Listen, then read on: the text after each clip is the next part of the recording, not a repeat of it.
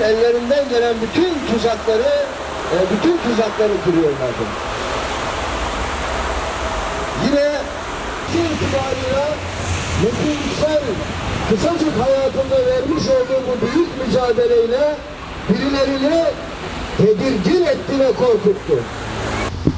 وَلِلَّهِ مُلْكُ السَّمَاوَاتِ وَالْأَرْضِ وَاللّٰهُ عَلَى كُلِّ شَيْءٍ قَدِيرٌ إِنَّ فِي خَلْقِ السَّمَاوَاتِ وَالْأَرْضِ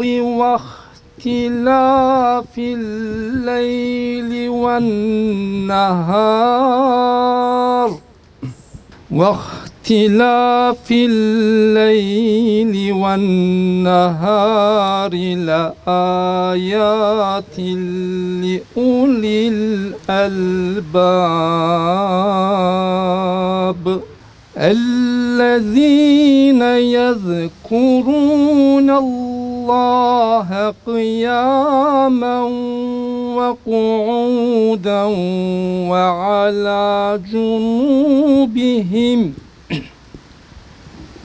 ويتفكرون في خلق السماوات والأرض ربنا ما خلقت هذا باطلا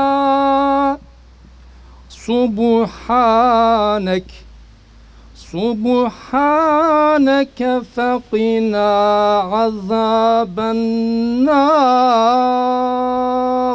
70'li yıllar Türkiye Müslümanlarının kendilerini milliyetçi muhafazakar çizgide ifade ettikleri bir zaman dilimindeydi.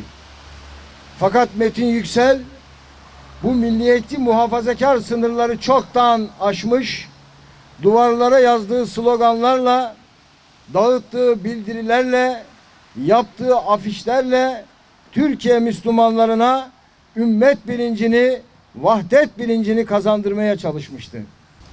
Sadece Fatih'te değil, Türkiye'nin neresinde bir Müslümanın başı dara düşse Metin Yüksel oradaydı.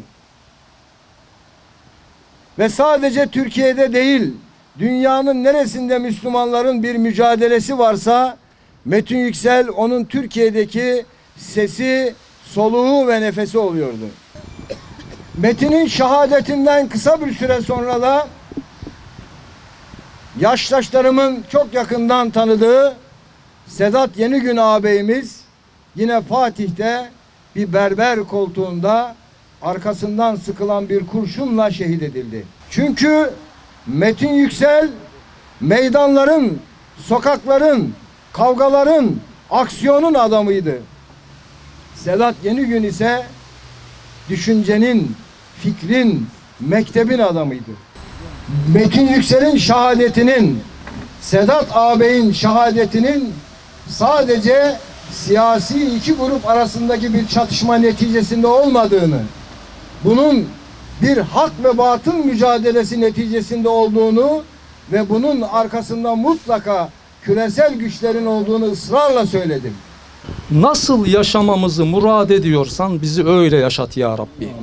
Allah'ım, yaşamış olduğumuz bu dünyanın her türlü seküler, laik, İslam dışı düşüncesinden, fikrinden, ideolojisinden, yaşam biçiminden sen bizleri muhafaza eyle ya Rabbi. Ya Rabbi, bizi salihlerden yaz ya Rabbi. Bizi sadıklardan yaz ya Rabbi. Bizi şahitlerden yaz ya Rabbi. Bizi müttakilerden yaz ya Rabbi. Bizi muvahhidlerden yaz ya Rabbi. Bizi muhsinlerden yaz ya Rabbi.